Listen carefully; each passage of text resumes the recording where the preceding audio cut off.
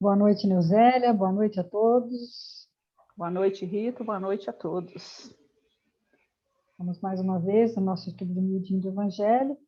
A nossa leitura inicial, vou ler só um pedacinho pequenininho dela, não vou nem ler toda, que hoje nós estamos com um tempo assim, o estudo está um pouco mais longo, né? Do Aloysio demorou 1h20. A gente vai tentar fazer num horário, não estou inventando muito café essa mola, assim, fora do assunto, não, senão vai dar problema. Livro Agenda Cristã, capítulo 14, Enquanto. Busque agir para o bem, enquanto você dispõe de tempo. É perigoso guardar uma cabeça cheia de sonhos com as mãos desocupadas. Acenda sua lâmpada enquanto a claridade em torno de seus passos. Viajor algum fugirá às surpresas da noite. Ajude o próximo enquanto as possibilidades permanecem de seu lado. Chegará um momento em que você não prescindirá do auxílio dele. Utilize o corpo físico para recolher as bênçãos da vida mais alta, enquanto suas peças se ajustam harmoniosamente. Acerte suas contas com o vizinho enquanto a hora é favorável. Amanhã, todos os quadros podem surgir transformados. Ninguém deve ser o profeta da morte e nem imitar a coruja algourenta. Mas enquanto você guardar oportunidade de amealhar recursos superiores para a vida espiritual, aumente seus valores próprios, organize tesouros da alma, convicto de que sua viagem para outro gênero de existência é inevitável.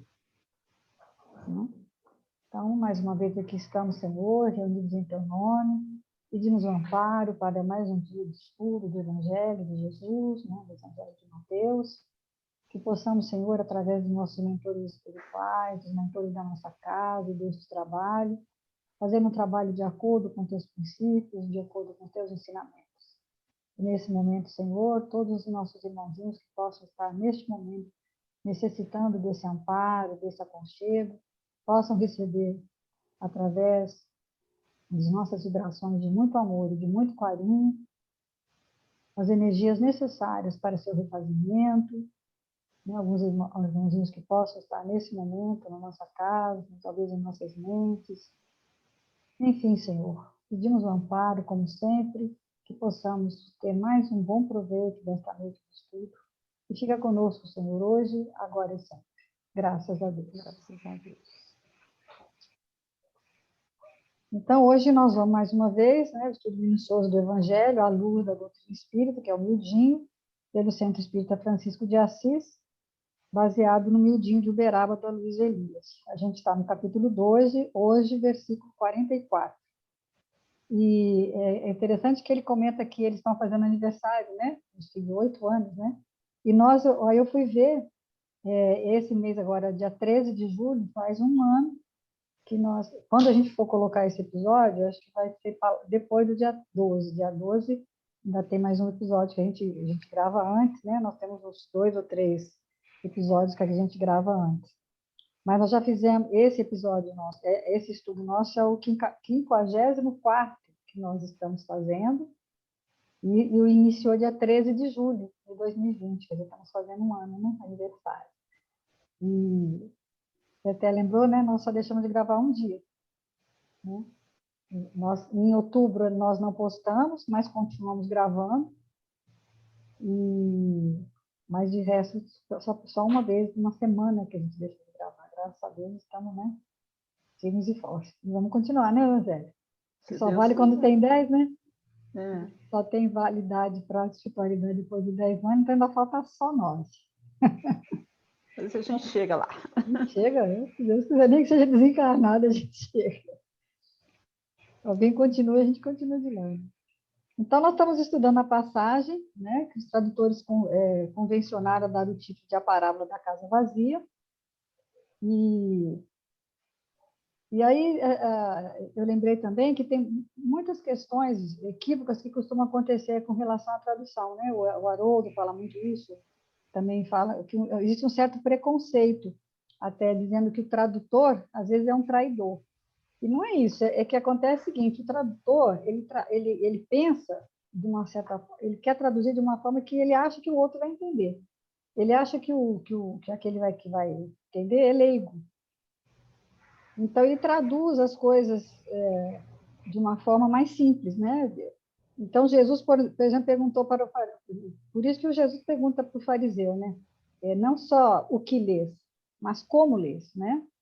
O Haroldo até dá um exemplo, quando você fala de amar ao próximo como a ti mesmo, na realidade, na tradução, não é próximo, é irmão. Mas se eles traduzissem como irmão, aí a pessoa que não tivesse um irmão, ia achar que era um irmão consanguíneo. Ah, mas eu não tenho irmão. Mas que a palavra, né, o certo seria isso, seria irmão. E aí, até a questão dos próprios mandamentos, né, que são mais de 100 mandamentos, os 10 são um núcleo, né, que podem ser resumidos em dois, que é amar a Deus e ao irmão como a si mesmo, né? Mas ainda assim, todos esses 10 mandamentos ainda pode ser resumido em um só, né? Então, voltando aqui à parábola da casa vazia, em algumas traduções ela vem associada à passagem do livro de Jonas, mas também pode aparecer como um adendo à parte. Então, depende da tradução. Então, ela começa se referindo àquele espírito impuro que está perambulando por uma região ainda, uma região árida, né? E ele tenta ter o controle do homem que tem a sua casa. Então, no versículo hoje, acontece que esse espírito que não encontrou guarida junto a esse homem, ele vai sair perambulando por essas terras áridas. Como ele não encontra essa guarida, ele resolve voltar para aquela casa de origem. Então, nosso versículo hoje diz o seguinte: voltarei para minha casa de onde saí. Após vir, encontra desocupada, varrida e adornada. É Mateus 12, 44. Né? Por quê? Porque ele andou pelas terras áridas, não encontrou onde ficar, resolveu voltar. Né?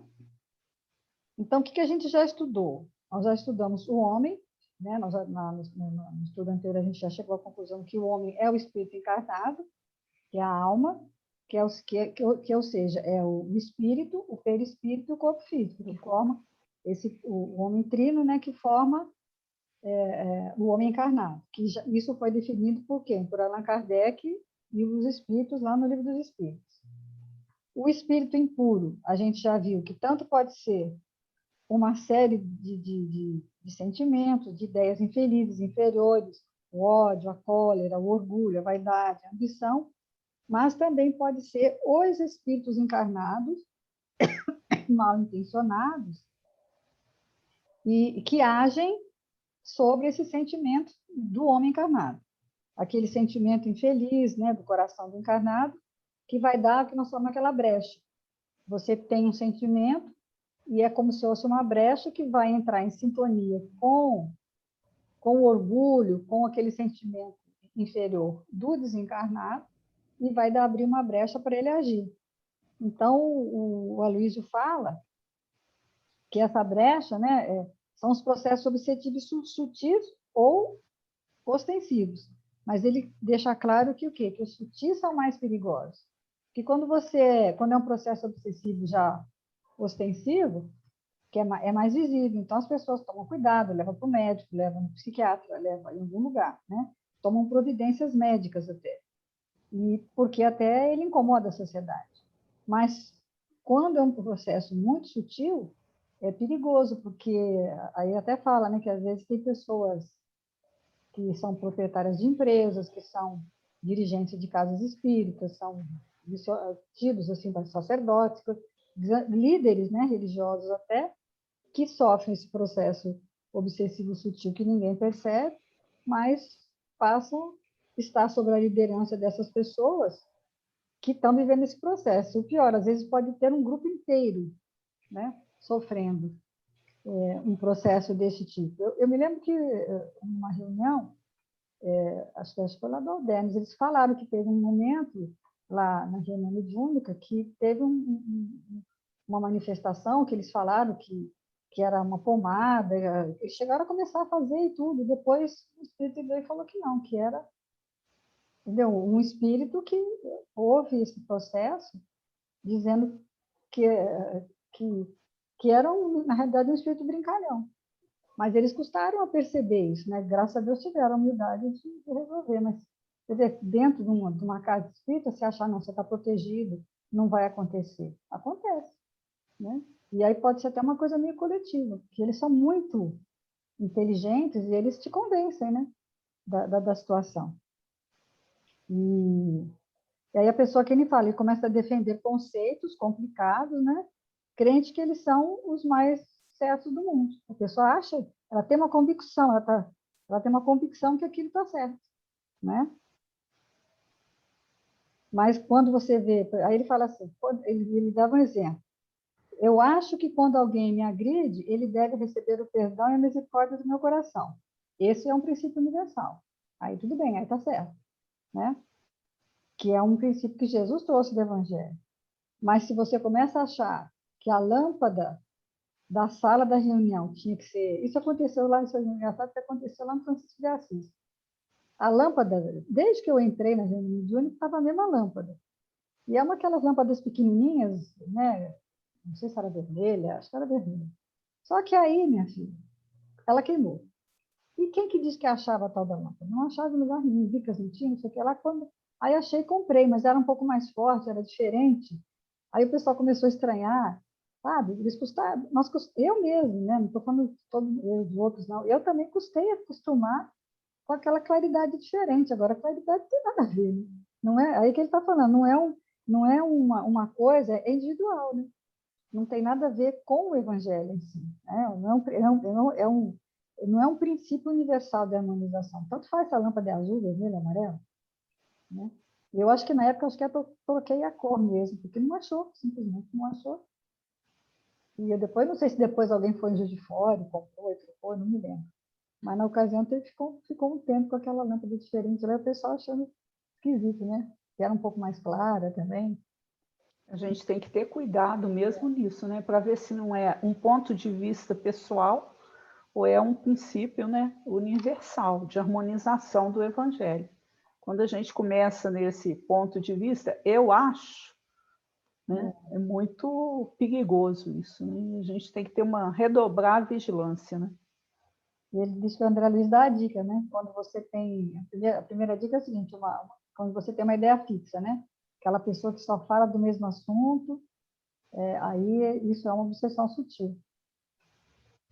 E eu Até gostei mesmo... muito quando ele chamou atenção, né? Até mesmo nós, em termos de doutrina. Se você começa a falar da doutrina em tudo quanto é lugar, tendo desrespeito com o outro, né? Que às vezes você está num grupo, tem pessoas de outra religião, e você quer ficar falando da doutrina, pode ligar a tomadinha que você está sob uma influência obsessiva. Porque aquilo ali não é um momento, né? Nem é para você impor, né, a sua convicção para o outro. Espírita tem muito isso, né? Que às vezes a gente está em determinado lugar, né? Aí você quer impor a sua ideia, né? boa ideia, né? Eu acho que assim, eu dentro das conversas, somente quando eu estou no meio que é muito, enfim, às vezes a pessoa nem acredita em nada, né? É muito difícil. Eu tento falar alguma coisa, mas de uma forma mais sutil, mais assim a nível de moral e não evangélico, né? Porque senão você fica também inconveniente, né? Não é conveniente você ficar impondo de qualquer maneira, seja a religião que for. A sua ideia não é, né? Ele vai explicar mais à frente aqui, não é o que você acha que é. Às vezes você pode também estar equivocado, né? Se eu não estou nesse eixo do equilíbrio, né? Eu vou ser fantoche de espíritos impuros mesmo, né? Que vão aproveitar essa brecha psíquica dessa ideia fixa minha. E aí entra nesse processo da obsessão, né? Sutil. Aí o primeiro trecho que ele Item. vai estudar, o item que ele vai estudar, é o espírito que vai falar de minha casa, né? Que ele fala que vou voltar para minha casa. Quer dizer, o espírito, né? Está chamando o homem encarnado, né? Onde ele estava antes de minha casa. Aí ele fala que a gente tem que pensar na questão de como era antigamente. Você quer explicar isso aí? Eu já falei bastante. É que a lei de hospitalidade, né, era assim, praticamente obrigatória, né? Você imagina numa região desértica, você chegar, então era obrigação mesmo, até hoje, né? Então você tinha a obrigação de hospedar, oferecer água, né? Fazia parte da cultura da época, né? Então tinha pouco alimento, pouca água, então aquele que chegasse, ele era acolhido. Mas o que acontece ali? É quando o hóspede, aqui é um sujeito tão folgado que foi hospedado lá, pensa em voltar, e a casa que o hospeda, ele chama de minha casa. Então, quer dizer, é um hábito comum, né? Mas o espírito volta, só que Já considerando na que aquele confiança que vai ambiente ser é acolhido, né? Na confiança acolhido que e ele que vai ser aquele acolhido. ambiente ali é dele, né? A casa aqui, então, ele está se referindo ao espírito encarnado, né? Que é a questão do corpo. Né? No É o Evangelho do João, até, tabernáculo, a né? gente tem até essas expressões que ele usa, né? Meu tabernáculo, meu corpo, né? A tenda, né? A tenda. E quando um desencarnado influencia um encarnado, ele chama o corpo de minha casa. E aí a gente vai estudar um pouco do que seria essa questão, né, da minha casa, né? Por que minha casa? Aí ele fala que antigamente o processo obsessivo era chamado até de possessão, né? Como se tomasse posse. E tem muita gente que ainda usa essa expressão hoje, né? Fulano está possuído, né? Você já ouviu? Eu já Incorporado, ouvi. incorporado, isso não existe. Incorporado, tomou conta, né? E aí ele vai explicando que não é assim. Nós não estamos, o meu corpo está, mas a consciência, a gente tem a ideia o quê? Como a visão que a gente tem é do corpo, a gente tem a ideia que o quê? Que a consciência está trancada dentro de mim. E não, mas ela não está em lugar nenhum, ela está em todos, né? Agora, a consciência é realmente o comando perispírito, né? E aí ele vai até usar essa expressão que tem na Bíblia, lá, né? O vento sopra onde quer, mostrando o quê? Mas se eu estou encarnado, então a consciência vê, ouve, toca, fala pelo corpo, né? E aí a sensação que eu tenho, a impressão sensorial que eu tenho é o quê? Que ela está nele. Eu fui lá na questão 141 do Livro dos Espíritos, explica bem isso. Ele diz assim, ó, a alma não se acha encerrada no corpo, qual pássaro numa gaiola, irradia e se manifesta exteriormente, como a luz através de um globo de vidro ou como o som em torno de um centro de sonoridade. Então, não é que o espírito está preso lá dentro, né? É energia. Então, como o que dá, que é energia? Da onde vem essa energia? Do perispírito. E o perispírito, como é só energético, como é energia, né? E é pouca matéria, ele é mais matéria, como que ele chama, não condensada, então ele irradia, né? É onde é a aura, né? A gente chama de aura. Que a do Chico era não sei quantos metros e a nossa só tem 2 milímetros, né? Mas aí Então, tomar posse é isso, né? Não é do corpo, é da consciência. eu achei interessante ele falar, né? Se você fechar o olho, você está na sua casa. Que a hora que você fecha o olho, ou então quando você está dormindo, né? Na hora de dormir, ocorre essa emancipação, né? Que embora o perispírito continue preso ao corpo, né? Aonde ele for, a consciência vai junto, né? E você vai ter a sensação que está lá. Mas o que a consciência está vendo, ouvindo e falando durante o sono físico, pelo perispírito em outra região, é capaz de comunicar pelo corpo que ficou na cama em repouso. Né? Depois você vai ter alguma dessas sensações. Né? Você vai ter uma ideia, mas assim, atrapalhada, mas sim, né? Então, quando quer dizer, essa interação, né, que nós falamos na semana passada, do corpo, do perispírito e do espírito, e como a gente não valoriza. Eu sempre que eu estudo o perispírito, eu fico muito incomodada com isso. Porque a hora que você está estudando, você até lembra, mas durante o dia, você lembra que você tem um perispírito? Não.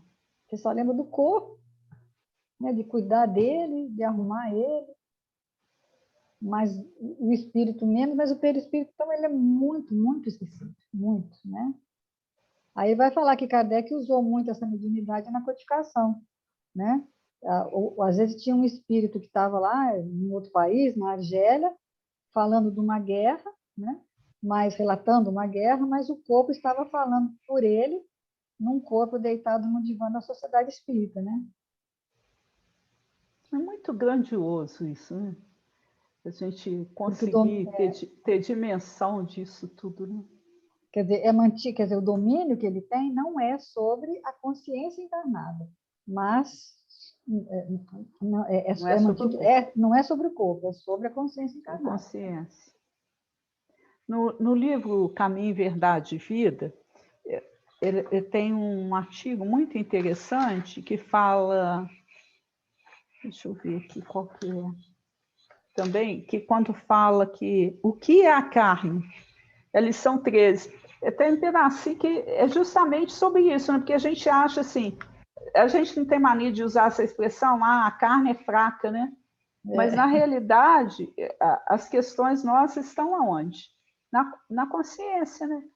É a questão perispiritual que a gente tem ali, ó. Se vivemos em espírito, andemos também em espírito. Quase sempre, quando se fala de espiritualidade, apresentam-se muitas pessoas que se queixam das exigências da carne. Cada pessoa, entretanto, o que é a carne? Vou pular uns pedacinhos, né?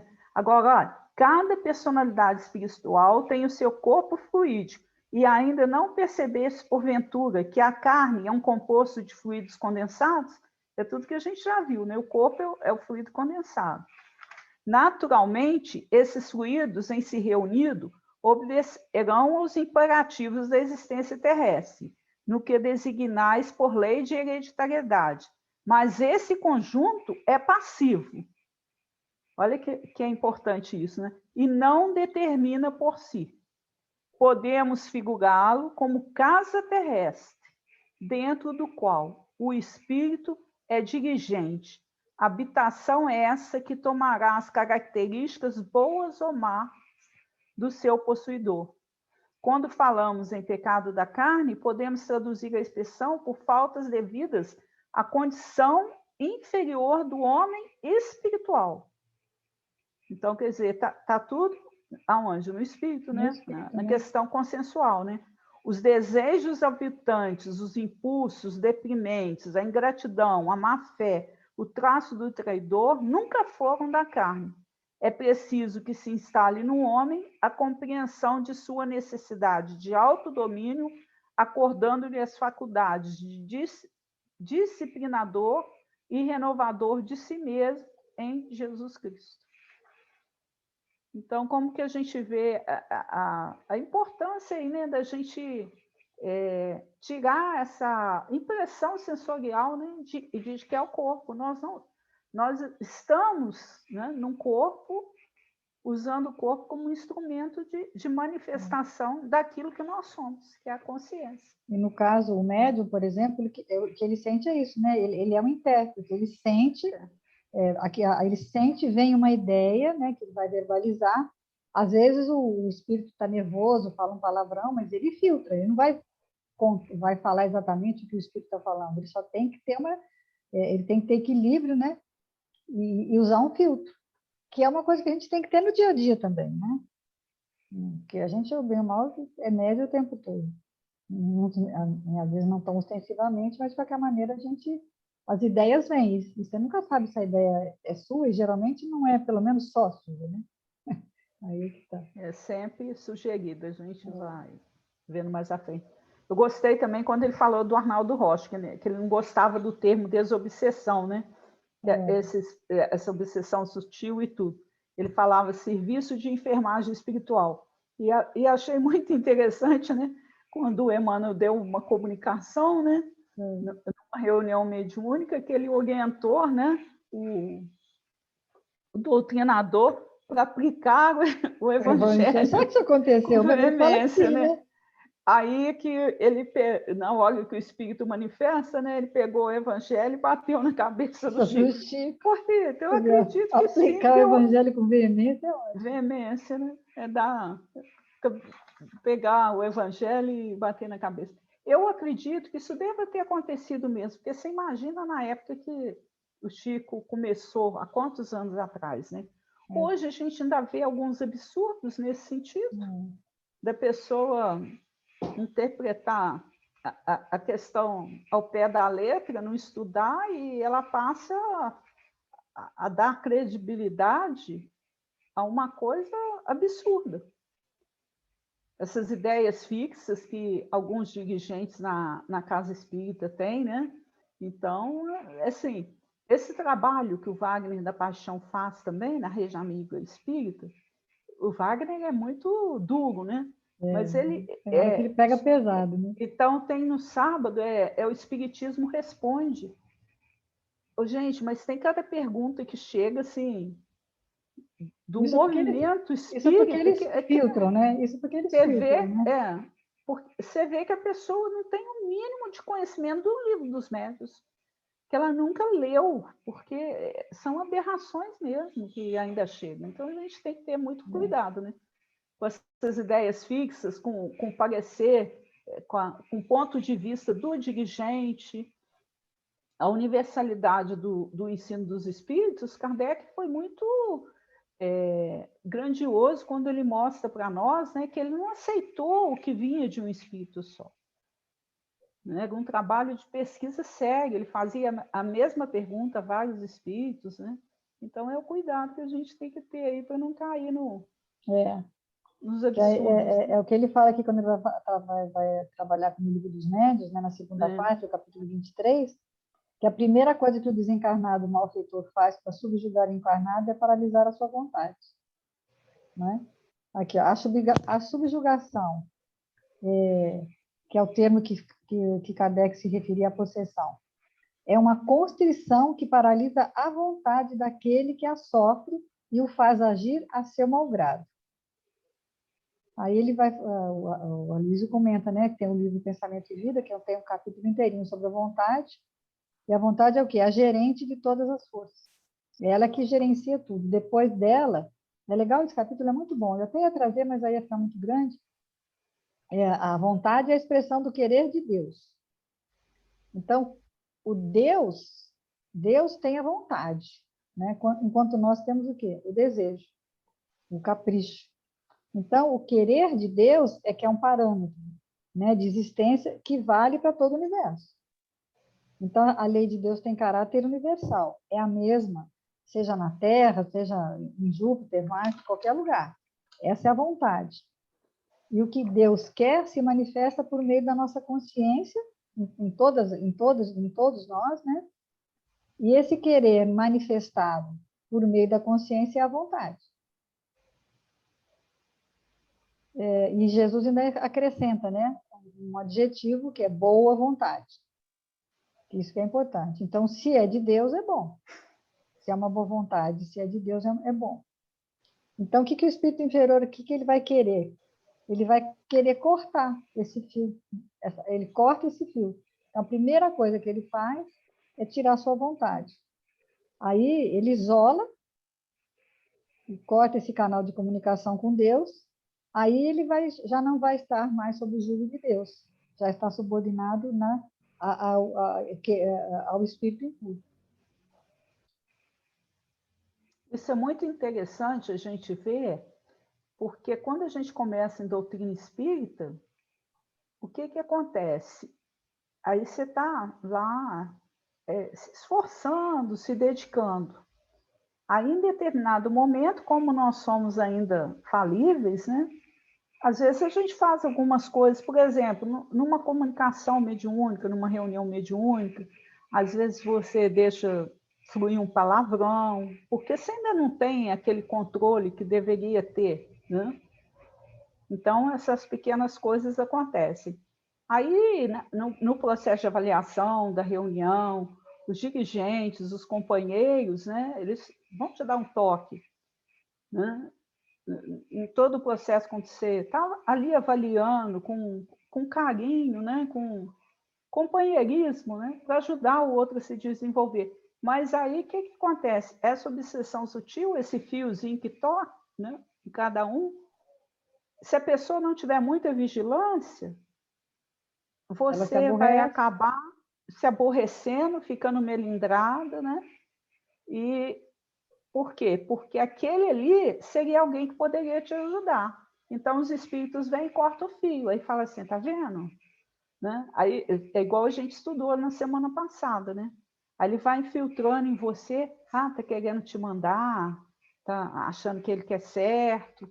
E se você não tiver a vigilância necessária nesse momento aí, né? Para entender que o trabalho é um ser coletivo, onde todos precisam fazer a sua parte de vigilância, a gente vai ser facilmente preso.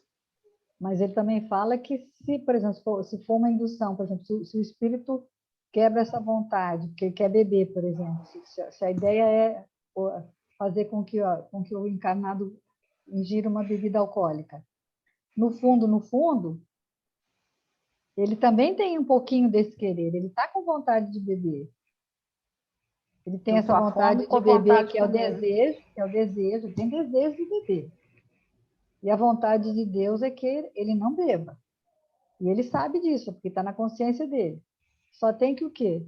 Como ele tem um pouquinho de vontade, é fácil do espírito malfeitor cortar esse fio e fazer com que ele tenha que a vontade... Minha cachorra chorando, gente. Põe no colo aí, mostra ela. Vou te falar, vou ter que fazer trabalho com o carro. Vocês estão vendo ela chorando. Deve estar sentindo frio. Tadinha dessa família. Deixa ela. Aí vai continuar aqui, ó. Numa palavra, o paciente fica sob o verdadeiro jugo, né? Sobre o fardo, né? Kardec vai usar esse termo, paciente, não como alguém que tem paciência, mas no sentido de passividade, né? Está passivo, ele fica lá, né? Dá passividade. E com o tempo vai piorando, porque aí o encarnado vai perder as forças para lutar, para resistir, vai ficando cada vez mais frágil, né? Deixa de ser sutil para ser um processo de subjugação que vai ficando mais ostensivo. Por isso que é preciso a gente ter atenção, né? Porque na fase do sutil a gente tem a chance de restabelecer uma conexão com a luz. Mas depois que já fica ostensivo, ou mesmo um processo mais adiantado, né? Aí ele vai dar o exemplo de Lázaro, mas já é Lázaro. Lázaro já estava morto. Aí o que ele teve que fazer? Teve que chamar, aí você tem que chamar alguém para ajudar. Né? Que vai precisar dos servos que tiraram a pedra, vai ter que alguém desenfaixar para deixá-lo ir, né? Aí só quando isso acontecer, se você deixar virar um processo obsessivo mais ostensivo, vai precisar de passe, vai precisar da caridade de alguém, de um abraço, de uma palavra, de um livro, de uma música. Não sai assim tão fácil, né? É preciso mais trabalho. Por isso que a cooperação de muita gente, o envolvimento da família, que nem sempre, né? A família também tem a compreensão espírita a respeito das coisas, né? E tem muita gente que nem tem força espiritual para sair de casa, né? Onde ele fala que esse trabalho da internet pode estar ajudando muitas pessoas, porque tem gente que não está tendo coragem nem de sair, vai deixando, né? Porque, ainda mais nessas questões da pandemia, tem muita gente, assim, desesperada mesmo, né? Com medo, com processo, assim, nessa questão de isolamento, que não conforma com isso. E esse trabalho, então, é um trabalho importante que pode estar ajudando muitas pessoas, né? Agora ele vai lá no livro Evolução em Dois Mundos, né? Simbiose espiritual, que é um processo, né? Simbiose é um processo de mão dupla, né? Do encarnado para o desencarnado.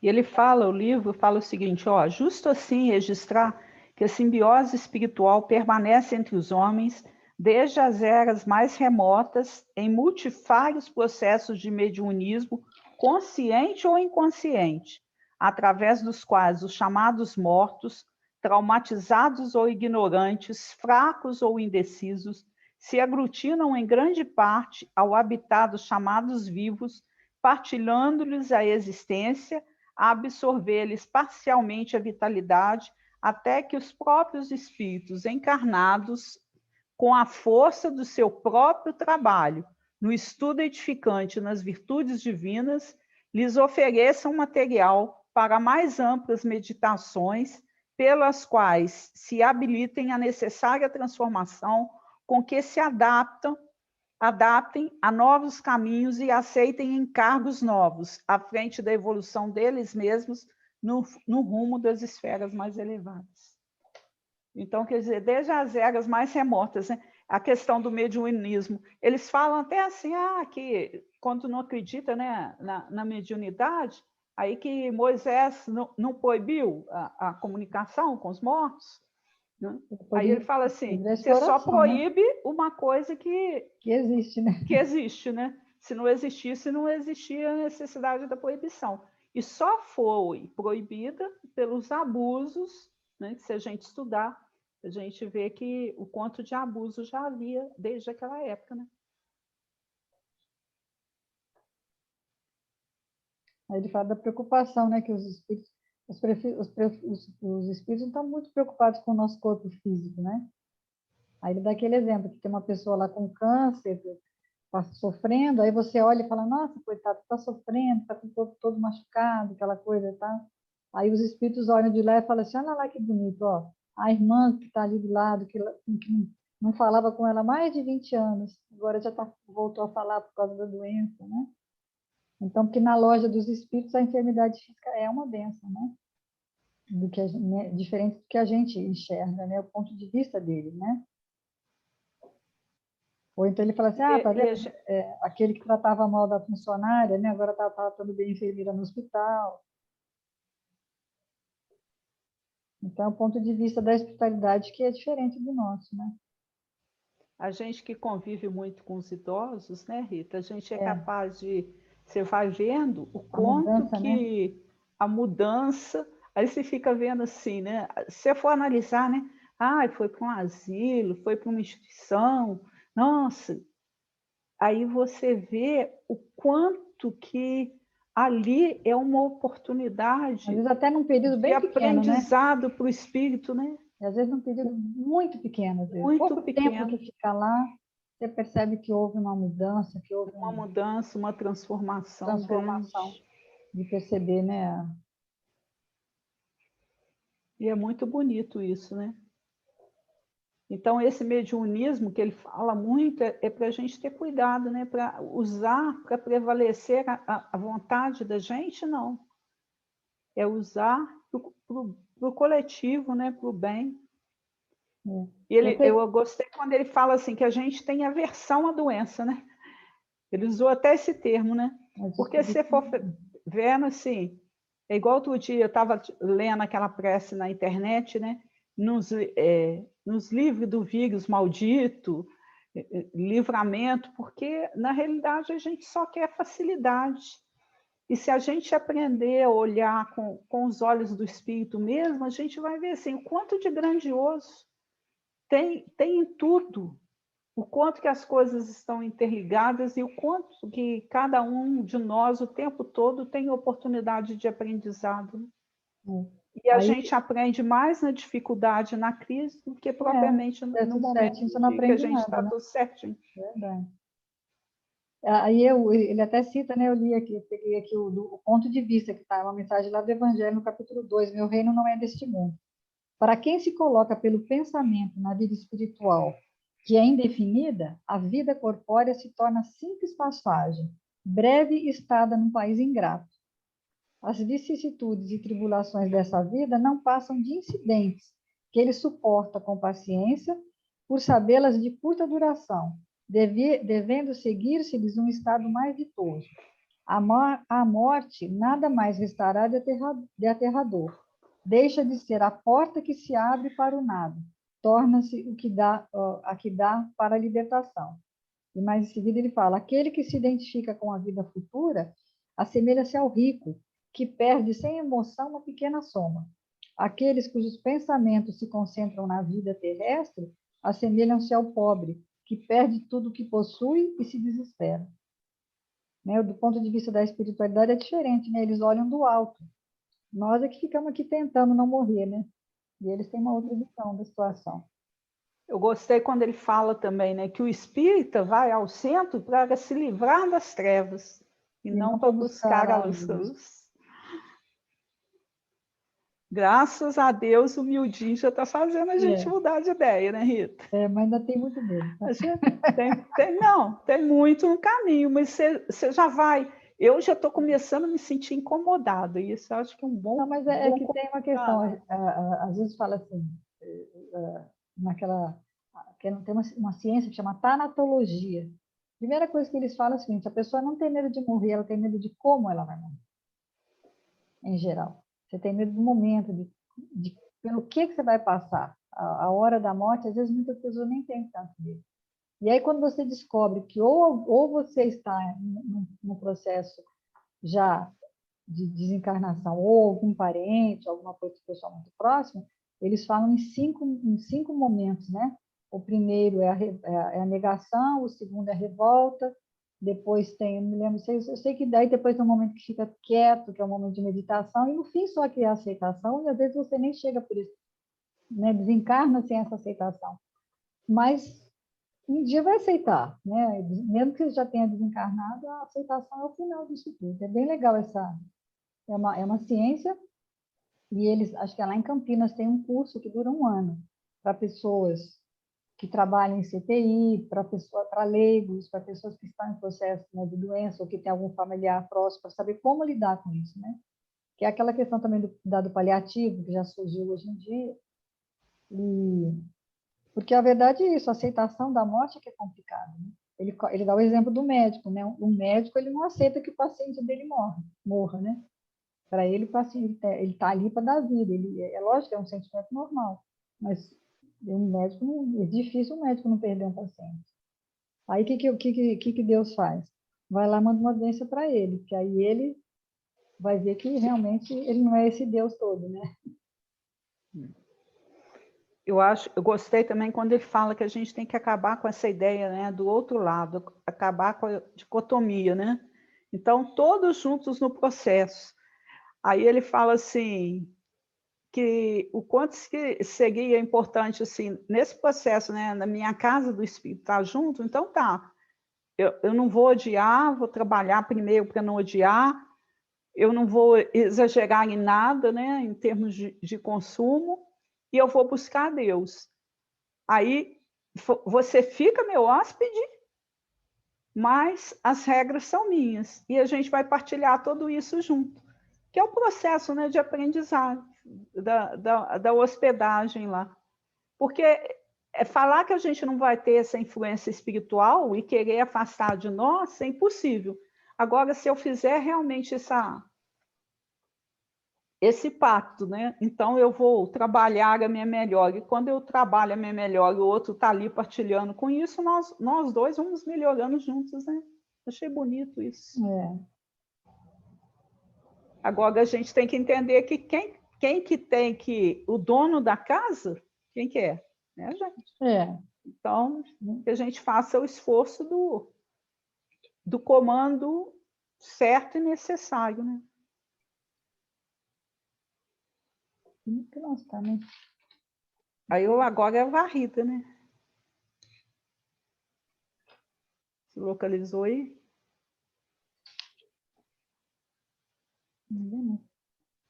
Que fala, né? Arrumar a casa na frente do hóspede. Aí, na época da cultura, né? Hoje a gente faz justamente o contrário aqui, né? A gente arruma a casa, deixa ela bonita para receber o hóspede.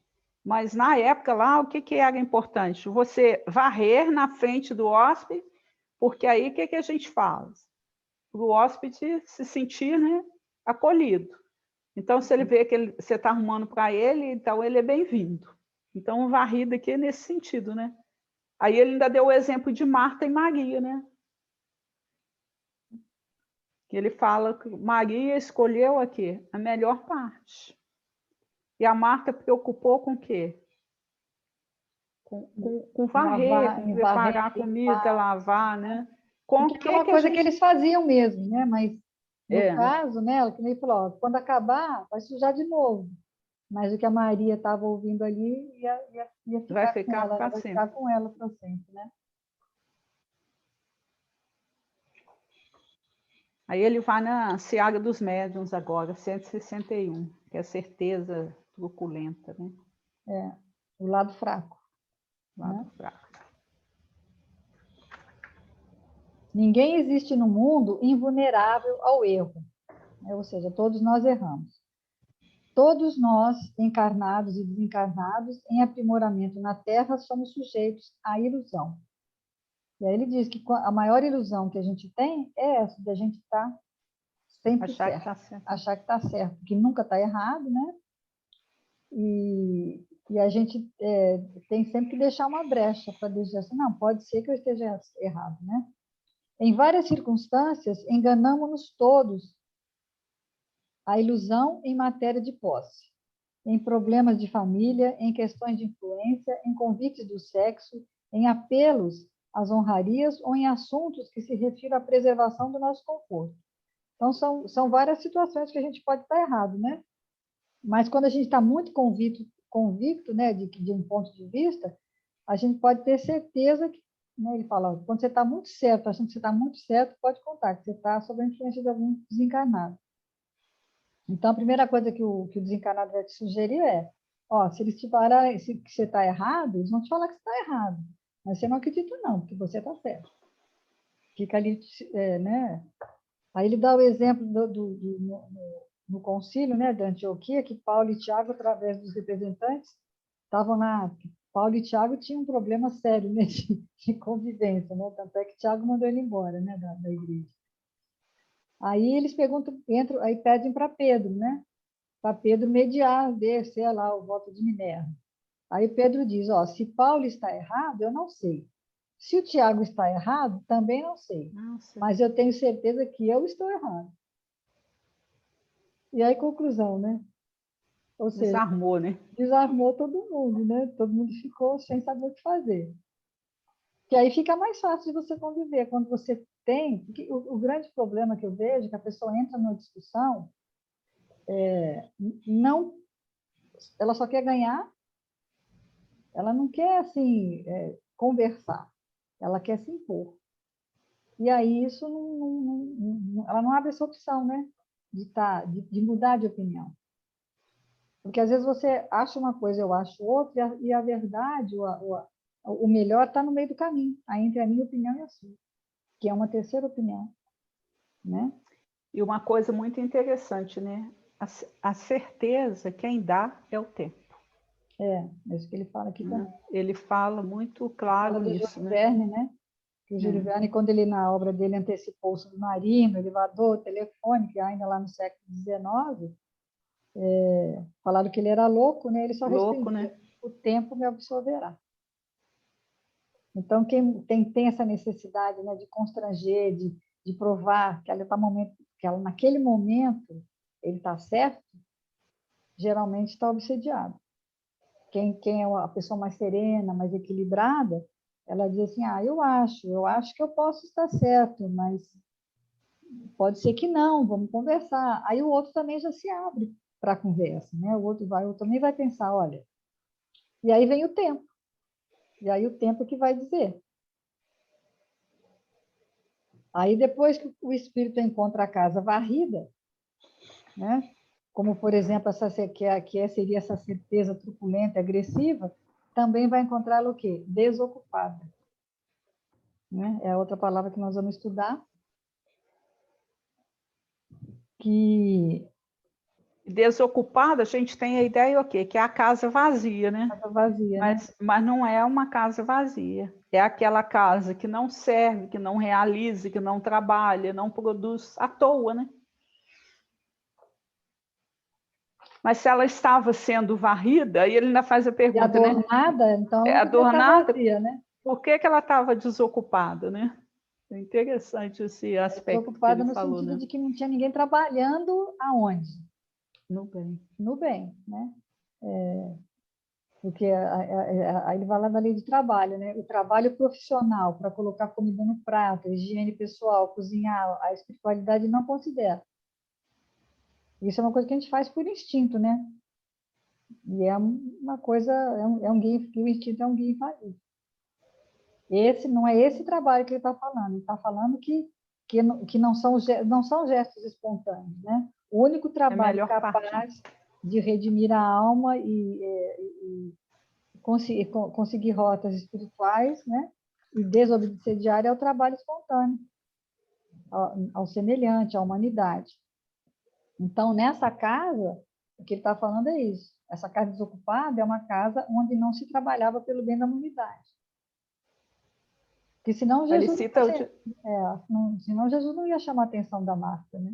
Que Marta estava trabalhando, mas para o bem físico. A melhor parte, né? Maria escolheu a melhor parte. Por quê? São valores que ela estava adquirindo ali na conversa com Jesus que senão se perderiam no tempo. E a casa, você vai limpar, ela vai tornar a sujar, você limpa de novo, ela vai tornar a sujar.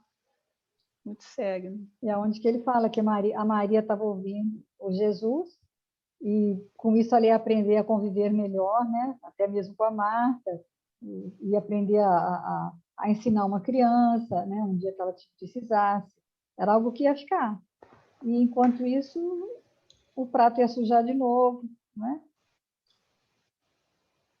Ele fala até do livro, né? Passos da Vida, né? A preguiça, né? A questão da preguiça, né? A mente desocupada, né? Que é um ditado popular, né? Eu me lembrei de uma reunião que eu fui lá na escola o Neto estudou no Magíster. E a diretora era uma pessoa assim, excelente mesmo, tinha uma visão muito grande. E ela na primeira reunião que eu fui, ela contou a história de um rapazinho que se formou, né, lá no colégio e ia para a faculdade, passou no primeiro lugar para medicina na Universidade Federal de Abapá. Aí ela conta que ela ligou para ele, para o reitor da universidade, e falou assim: olha, está indo daqui do meu colégio, que é um menino muito bom, ele sabe matemática, física, química, de trás para frente, de frente para trás, é inteligentíssimo, é muito aplicado, mas vê se você consegue colocar alguma coisa na cabeça dele, porque eu não consegui. E se ele continuar do jeito que ele vai ser o pior médico que nós vamos ter aqui na região. Por quê?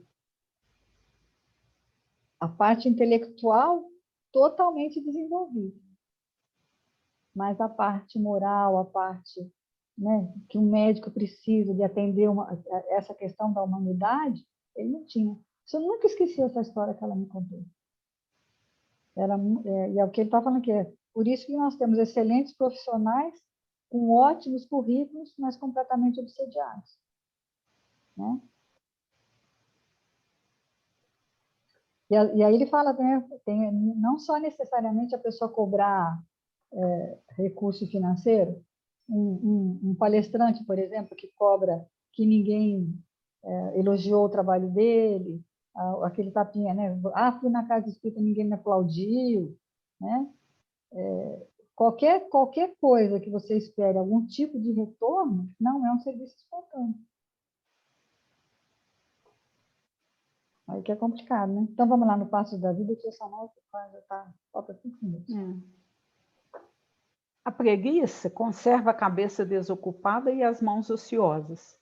A cabeça desocupada e as mãos ociosas encontram a desordem. A desordem cai no tempo sem disciplina. O tempo sem disciplina vai para a invigilância. Olha que lindo isso, gente. O tempo sem disciplina vai para a invigilância. A invigilância patrocina a conversação sem proveito. A conversação sem proveito entretece as sombras da cegueira do espírito. A cegueira do espírito promove o desequilíbrio. O desequilíbrio atrai o orgulho. O orgulho alimenta a vaidade agrava a preguiça. Como é fácil de perceber, a preguiça é suscetível de desencadear todos os males, qual a treva que é capaz de induzir a todos os erros. Compreendamos assim que obsessão, loucura, pessimismo, delinquência ou enfermidade podem aparecer por autênticas fecundações da ociosidade, intoxicando a mente e arruinando a vida. E reconhecemos de igual modo que o primeiro passo para libertarmos da inércia será sempre trabalhar. E aí volta lá no começo, né? Você tem que trabalhar. E por que você está com a preguiça?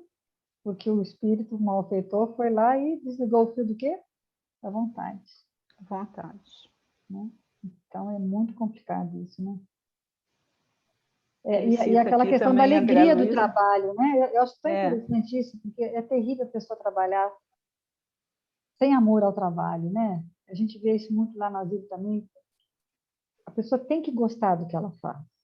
Isso eu me lembro que tem se você não gosta do que você faz, aprende a gostar. Porque você tem que aprender. Se você tem capacidade para fazer outra coisa, procura, né? Que aí ele fala aqui no sinal verde, né, André Luiz?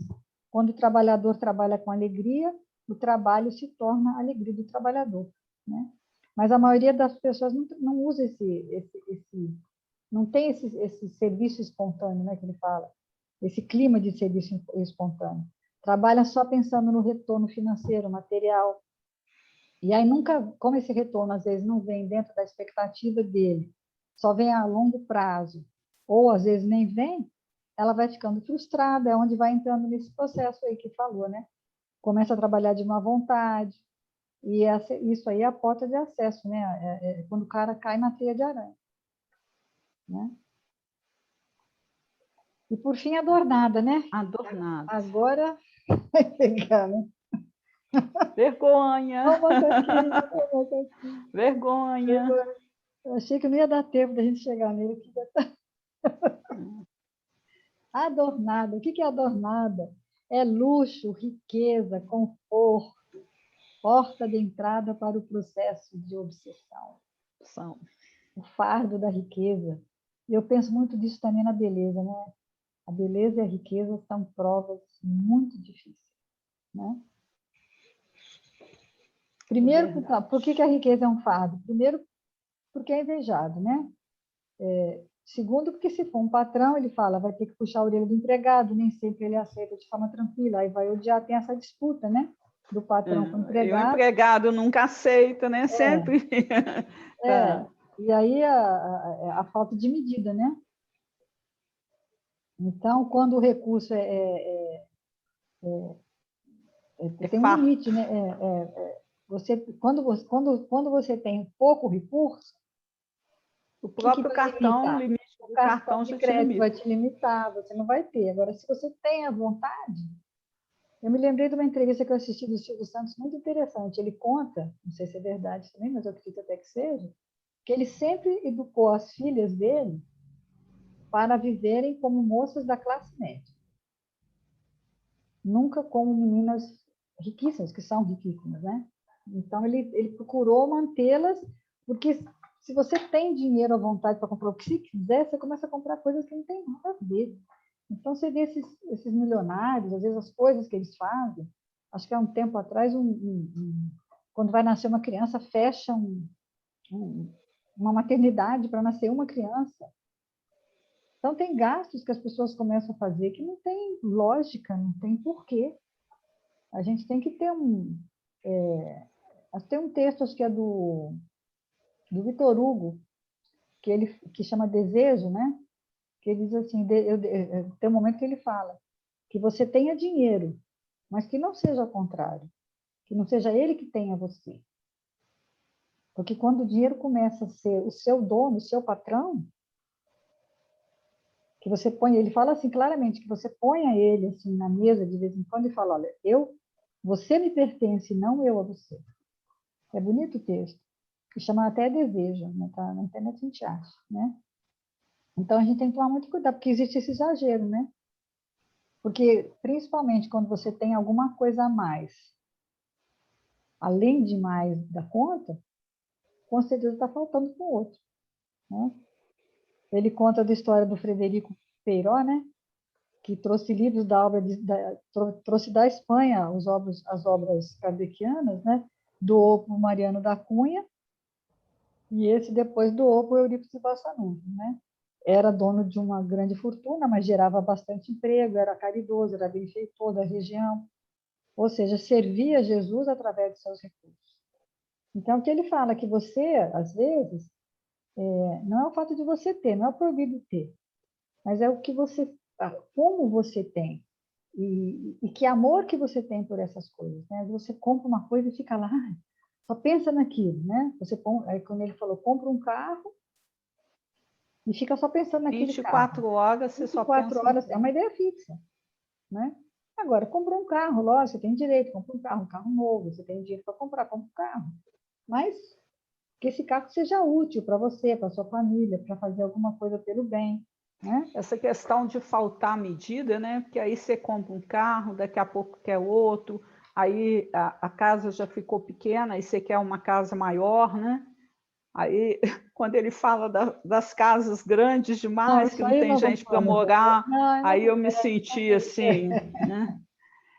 Então, é não, você sério. faz uma casa, você faz uma casa, você tem recurso, faz uma casa grande, tem seus filhos, aí os filhos vão embora, que aqui vai acontecer isso tudo, e você fica duas pessoas morando numa casa enorme, e aí tem aí você vai numa casa que tem um quarto com 8 pessoas dormindo, né?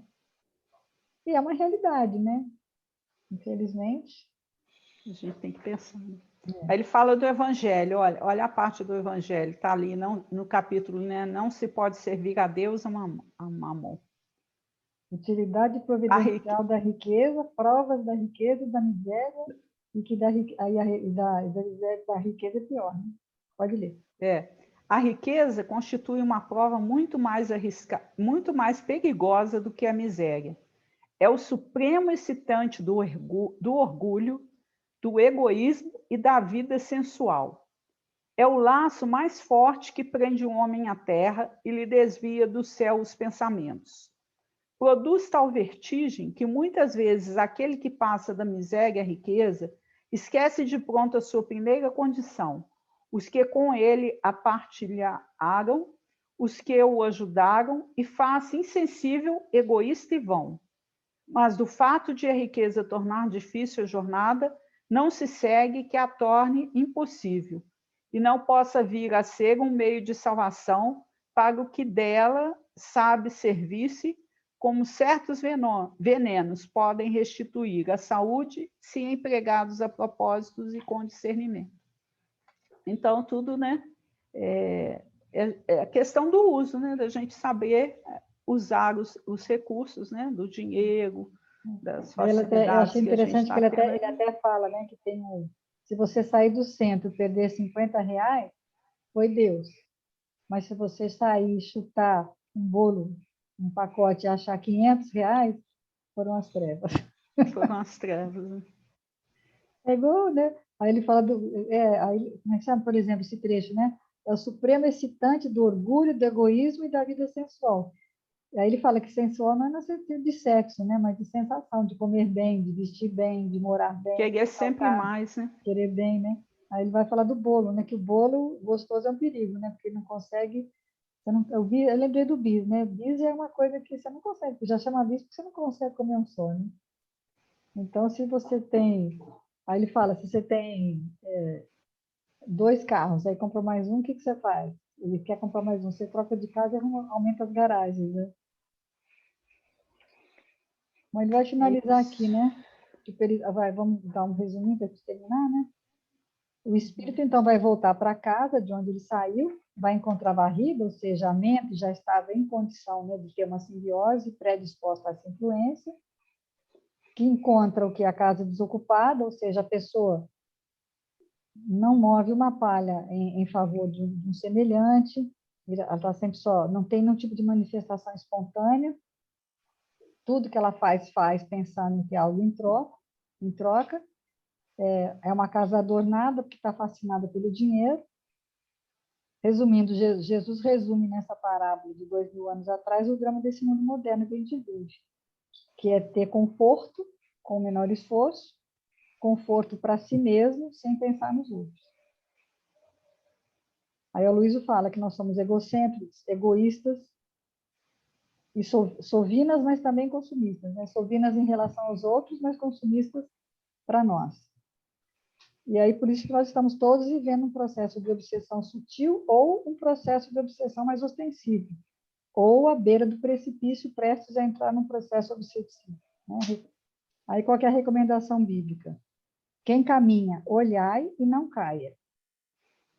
Achei interessante ele falar, né? O bom samaritano vai ser um só. Vai demorar a passar. E até que ele passe, vai passar muito fariseu, muito escriba, muito sacerdote, vai pular o seu cadáver.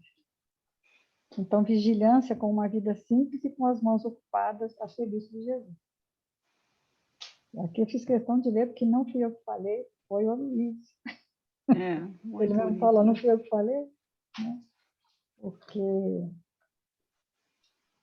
semana que vem é comemoração, hein? Na nossa gravação vai ser comemoração de um ano de trabalho. Está no nosso horário, né? Até que a gente conseguiu. Não conseguimos. Conseguimos, né? Não colocamos muita coisa. Porque nós não ficamos falando, né? Mas o trabalho dele demorou 1h20. Eu acho que fiquei com medo de não dar. Mas 7 minutos. Deu tudo certo. E eu, para a prece, eu escolhi uma mensagem do irmão X. Eu achei muito oportuna, sabe? Gosto muito dela. Está no livro Momentos de Ouro, é uma página do irmão X, e o capítulo é A Diferença. Então fica o convite aí para a gente ler e meditar, que eu vou encerrar com ela, né? Que é uma fala do Bezerra.